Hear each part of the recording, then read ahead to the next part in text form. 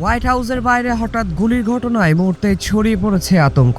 স্থানীয় সময় সন্ধ্যা 6টার পরপরই টানা 25 থেকে 30 রাউন্ড গুলির শব্দ শোনা যায় বলে জানিয়েছেন প্রত্যক্ষদর্শীরা। ঘটনার সময় হোয়াইট হাউসের উত্তর প্রান্তে লাইভ সম্প্রচার করছিলেন সাংবাদিকরা। হঠাৎ করে সিক্রেট সার্ভিস সদস্যরা চিৎকার করে সবাইকে নিরাপদ স্থানে সরে যেতে বলেন। তড়িঘড়ি করে সাংবাদিকদের প্রেস ব্রিফিং রুমে নিয়ে যাওয়া হয়। এ সময় ক্যামেরা, লাইট সহ সম্প্রচার সরঞ্জাম বাইরে ফেলে রেখে যেতে বাধ্য হন তারা। মার্কিন সিক্রেট সার্ভিস জানিয়েছে, এক ব্যক্তি হোয়াইট হাউসের কাছে এসে ব্যাগ থেকে অস্ত্র বের করে নিরাপত্তা কর্মীদের লক্ষ্য করে গুলি চালায়। পরে নিরাপত্তা বাহিনী পাল্টা গুলি চালালে ওই সন্দেহভাজন আহত হয়। হাসপাতালে নেওয়ার পর তার মৃত্যু হয়। ঘটনার পর পুরো এলাকায় নিরাপত্তা জোরদার করা হয়েছে। তদন্ত চলছে বলে জানিয়েছেন মার্কিন কর্তৃপক্ষ।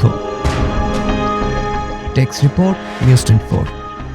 North side of the White House, if you're on the road, per se, facing the White House, to the right side, maybe we're 75, 80 yards. And Chris, that's a powerful visual just right there. Look at all those lights from Reporter Live shots still on.